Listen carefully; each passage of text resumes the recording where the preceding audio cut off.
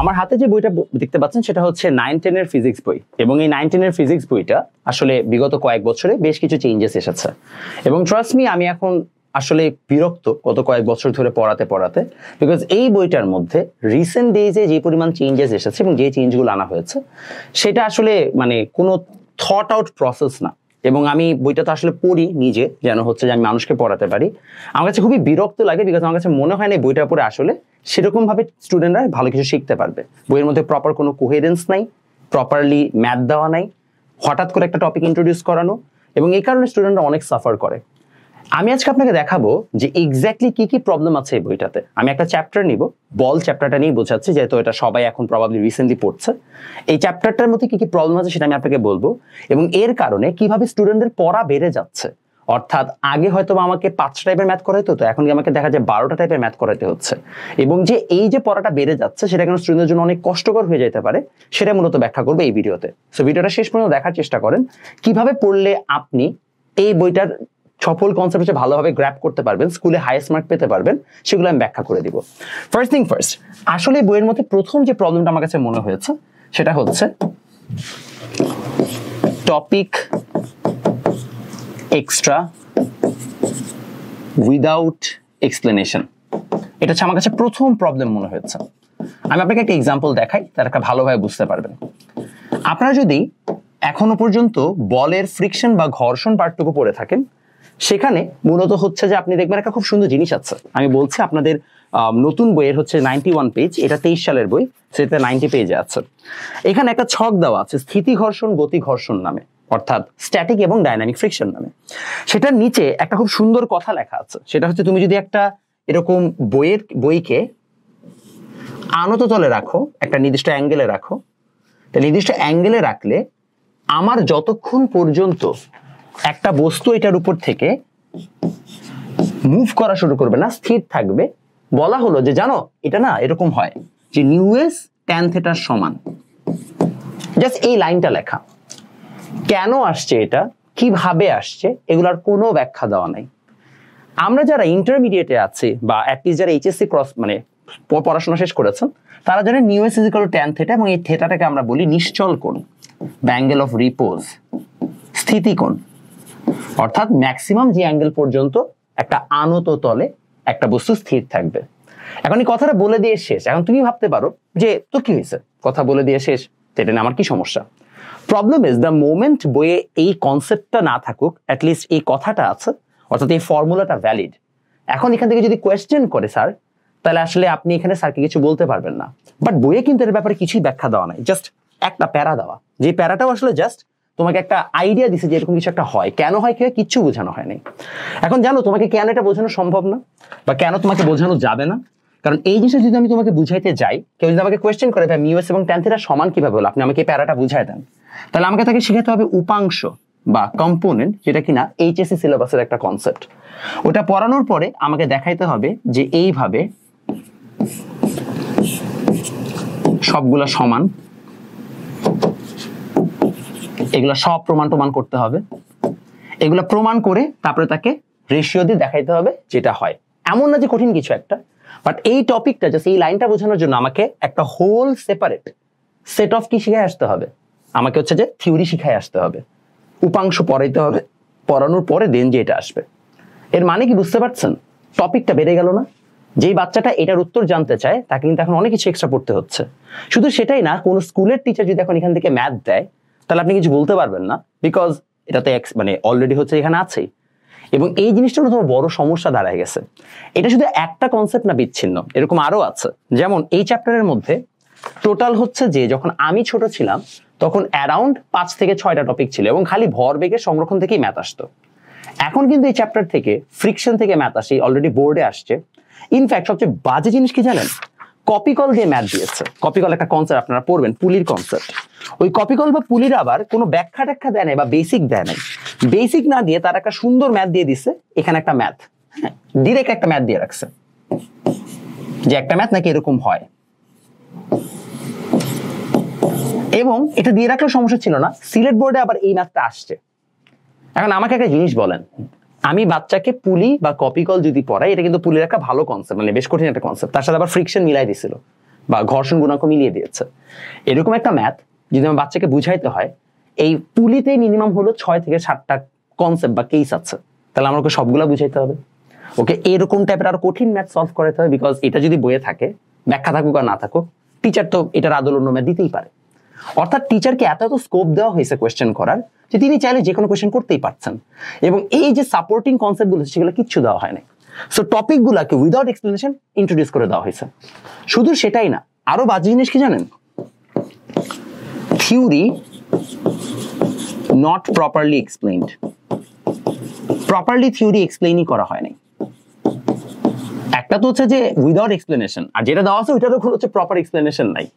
দেখা গেছে হুট করে তোমাকে যখন একটা জিনিস বলে দিচ্ছে সেটার ব্যাখ্যা আবার প্রপারলি দেওয়া হয় নাই। যেমন কি বলে এটাকে, মহাকর্ষ বলের একটা কনসেপ্ট দিছে। মহাকর্ষ বলের একটা কনসেপ্ট দেওয়ার পরে আউট অফ নোওয়্যার তাকে হচ্ছে যে হঠাৎ করে বলছে পৃথিবী থেকে একটা উচ্চতায় গেলে কি ইউজ হবে।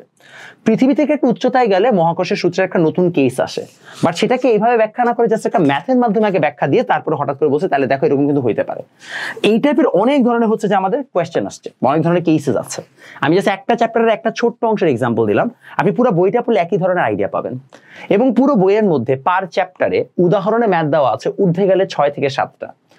এবং মানে এরকম যদি হয় যে পুরা বইয়ে 6 থেকে 7টা করে ম্যাথ দেওয়া, আপনি যদি বোর্ড কোয়েশ্চেন ঘাটেন তাহলে দেখবেন বোর্ড কোয়েশ্চেনে আবার এর থেকে অনেক হচ্ছে যে অ্যাডভান্স কোয়েশ্চেন দিয়ে বসে আছে।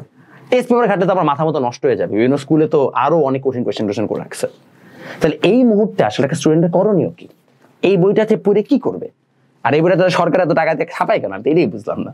মানে যদি আপনার বই প্রপারলি স্ট্রাকচারই না হয়, এবং লেটস বি অনেস্ট, একটা বই আপনার সারা বাংলাদেশে এত স্টুডেন্ট পড়বে, কেন এটাকে ঠিকমতো লেখা হবে না?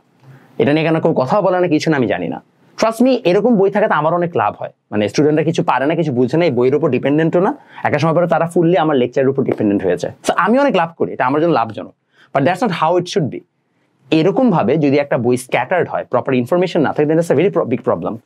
এটার জন্য আমি জেনারেলি যেটা করি সেটা হচ্ছে যে আমি না পেরে পরে আমি অনেক দিন আমার গাণিতিক বইটা আগেই ছিল, এসএসসি ফিজিক্স কনসেপ্ট নোটটা আমি হচ্ছে যে পরে অনেক মানে নিজের তাগিদেই বের করি। তো আমি যেভাবে নিজের লেকচারটা সাজাই, আমি কনসেপ্ট নোটের মধ্যে ওইভাবে লেকচারটা সাজাইছি এবং টপিক ওয়াইজ লাগাইছি, যাচ্ছে ঠিক আছে ফ্রিকশনের টপিকে ভালো মতো ব্যাখ্যা দেওয়া। যেমন এই যে নিউএস ট্যান থিটা, এটার জন্য কিন্তু উপাংশের কনসেপ্ট লাগবে, আমি একটা আলাদা সেপারেট হচ্ছে যে অংশ শুধু উপাংশকে ব্যাখ্যা দিছি, আবার লিখে দিছি নট ইম্পর্টেন্ট ফর এসএসসি, যেন আবার তোমরা বুঝতে পারো। তো কনসেপ্ট নোটের মধ্যে আমি আমার নিজের থিওরিগুলোকে ব্যাখ্যা দিছি।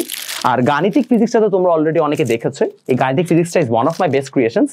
কারো যদি উল্টা পাল্টা ম্যাথ করে মাথা নষ্ট করার ইচ্ছা থাকে তাহলে এটা তোমার জন্য বেস্ট একটা জিনিস। এর মধ্যে সকল সিকিউ আছে, বোর্ডের 24 পর্যন্ত এমসিকিউ আছে, জ্ঞানমূলক অনুধাবনমূলক আছে, এবং টাইপ ওয়াইজ বেশ কিছু এক্সক্লুসিভ ম্যাথ দেওয়া আছে, মাথা নষ্ট ম্যাথ যাদের আমরা বলি, যেন তোমরা একদম ফার্স্ট থেকেই প্রিপেয়ার হইতে পারো। বাট বইয়ের প্রমোশনের থেকেও আমার যেটা মূল উদ্দেশ্য ছিল সেটা হচ্ছে এই বইটাকে ক্রিটিসাইজ করা, যে ভাই যত চাই হোক না কেন এই বইটাতে আসলে আরো অনেক ধরনের চেঞ্জেস আনা দরকার। মানে একদিকে আমি বলতেছি গাইড কোম্পানি খারাপ, বাট গাইড কোম্পানির যদি গাইড কেউ না কিনে তাহলে কিন্তু তারা এই বই পড়ে এমনিও কিছু করতে পারবে না, বিকজ তারা প্র্যাকটিস প্রবলেমই পাবে না।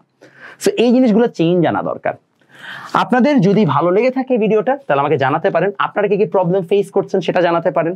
অন্য কোনো বইয়ের রিভিউ চান কিনা, কেমিস্ট্রি কিংবা ম্যাথ, সেটাও জানাতে পারেন, আমি তাহলে সেগুলোর হচ্ছে যে রিভিউ করার চেষ্টা করব। এখন উত্তর হচ্ছে তাহলে সলিউশনটা কি? সলিউশন হচ্ছে ভাইয়া গেট আ গুড টিচার। আপনি একটা ভালো টিচার অবশ্যই ম্যানেজ করে নেন।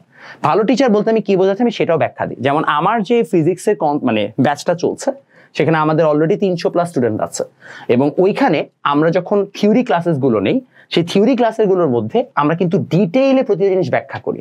যেমন এই কনসেপ্টটা বোঝানোর জন্য আমি অলরেডি আরো 2টা ক্লাসে ওকে সেপারেটলি অনেক কিছু পড়ায় টরায় তারপরে আসছি, যত এক্সক্লুসিভ উল্টাপাল্টা ম্যাথ আছে সেগুলো সলভ করে দিই, এবং যেটা বেস্ট আমি করার চেষ্টা করি সেটা হচ্ছে অ্যাটলিস্ট বোর্ড গুলো রেফারেন্স সহ সলভ করে দেওয়া, যেন কোনোভাবে ওর বোর্ডের প্রবলেম না হয়। ফাইন্ড ইউর সেলফ আর টিচার, সে অনলাইন হোক অফলাইন হোক যেখানেই হোক, আমার পর অনেকের ভালো লাগবে না, দ্যাটস কমপ্লিটলি ফাইন। আমি তোমাকে বলে দিচ্ছি টিচারের মধ্যে কি কোয়ালিটিটা খুঁজবা। ফাইন্ড আ টিচার যে কিনা প্রতিটা টপিককে ডেপথে যে থিওরি সহ ব্যাখ্যা করবে, শুধু সেটাই না তোমাকে অ্যাম্পল অ্যামাউন্ট অফ ম্যাথ করাই দিবে। ফিজিক্সের টিচারদের এগেইনস্টে সবচেয়ে বেশি কমপ্লেন হচ্ছে আইদার তারা অনেক বেশি ভালো থিওরি পড়ায় অথবা তারা অনেক ম্যাথ করায়, বাট দুইটার কম্বিনেশন খুঁজে পাওয়া কঠিন। You have to find a teacher যে কিনা এরকম সুন্দর করে তোমাকে কম্বিনেশন করে দিবে। কিভাবে বুঝবা যে একজন টিচার আসলে কতটা ওয়েল প্রেপড? ক্লাসে ঢুকে একজন টিচার তোমাকে ডিরেক্টলি বলবে যে আজকে আমরা এই টপিক পড়বো, এই সংজ্ঞা পড়বো, এটার পরে এটা আসবে, এটার পরে এটা আসবে। সে যদি খুঁজতে থাকে যে আচ্ছা কি পড়াইতে হবে, এর মানে সে এখনো রেডি না, সে শিওর না, সে ওয়েল প্রেপড না। আপনার টিচারকে কনফিডেন্ট হইতে হবে যে না আজকে আমরা এটা পড়বো, আজকে আমরা এটা ফাটাই দিব এবং আজকে আমরা এই কনসেপ্টটা এইভাবে ব্যাখ্যা করব। এই জিনিসটা তোমাকে এতদিন আইডেন্টিফাই করা শিখতে হবে। মাত্র 3 মাস গেছে, you have a lot of time মানে রিমেইনিং। যারা ক্লাস 10-এ আছো তাদেরকে একটু কুইক অ্যাক্ট করতে হবে, বাট যারা ক্লাস 9-এ আছো তারা ভাইয়া অলরেডি হচ্ছে যে আরো সময় আছে, সো তোমরা আর একটু স্লোলি যেতে পারো, বাট তোমাদেরকেও তাড়াতাড়ি পিক করতে হবে ইউর রাইট টিচার। সো 3 মাসের মধ্যে অলরেডি বুঝে ফেলেছো, বেশিরভাগ মানুষজন 1 আর 2 নাম্বার চ্যাপ্টার পড়েছো বিভিন্ন টিচারের কাছে। যদি মনে হয় যে তোমার টিচারের মধ্যে কোয়ালিটিগুলো নাই, তোমার ল্যাকিংস আছে, তাহলে কম্পেয়ার করো অন্যান্যদের সাথে, বোঝার চেষ্টা করো কোন জায়গায় তুমি বেটার বুঝতে পারছো, কোন জায়গায় বেসিক ক্লিয়ার হচ্ছে, এবং সেখানে পড়া শুরু করো। কারণ বারবার বলছি, আগের 9-10-এর সিলেবাস কিন্তু এখনের সাথে মিলছে না। আগের 9-10-এ আমি যদি অনেস্টলি বলি, আমি 2016 সালে এসএসসি দিয়েছি, আমি বল চ্যাপ্টার থেকে 5টা টাইপের উপরে ম্যাথ করি নাই। তোমাদের সময় আমি নিজেই আমার ব্যাচে 12টা টাইপের ম্যাথ করাচ্ছি। দি amount of math has just doubled because concept extra introduced হয়েছে, কঠিন কঠিন ম্যাথ টেস্ট পেপারে আছে, আমাদেরকে সেই অনুযায়ী অ্যাক্ট করতে হচ্ছে। সো মাথায় রাখবেন, পড়া বেড়েছে। এনিওয়ান হু সেজ যে এসএসসি অনেক সোজা, পড়াশোনা কম করতে হয়, এত পড়া লাগে না, খেয়াল করে দেখবেন তারা আইদার মানে পড়ায় না, মানে পড়ানোর লাইনে নাই, অথবা তারা 1920 সালে এসএসসি দিয়েছে এবং তারা সেইটার জ্ঞান এখন দিচ্ছে। তাদের কথা শুনে লাভ নাই, বিকজ তারা কারেন্ট সিচুয়েশন অ্যাসেস করে না, তারা জানে না। আমাকে যদি এখন আপনি বলেন যে ভাই আমার শরীরে ব্যথা, আমি কি করবো, আমি ডক্টর না, আমি জানি না। ঠিক একইভাবে আপনার পড়াশোনা রিলেটেড আইডিয়াস গুলো যদি র্যান্ডম আত্মীয় স্বজন দেয়, বড় ভাই দেয়, যে কিনা পড়ায় না, তাহলে মোস্ট প্রবলি তারা আপনার আইডিয়া শোনা উচিত না, বিকজ সে আসলে জানে না সে কি বলছে। Listen from an expert, because I know what's gonna happen and what is happening. So চেষ্টা করেন ভালোভাবে পড়তে। এবং কারো যদি কোর্সেস এবং বই নেওয়ার ইচ্ছা থাকে, আবার বলে দিচ্ছে এই দুটো ফিজিক্সের বই is gonna be a very big game changer for you. যদি আপনার অ্যাডভান্স পড়াশোনা করার ইচ্ছা থাকে, then this is the WhatsApp number, যোগাযোগ করবেন। I'll see you on the next video.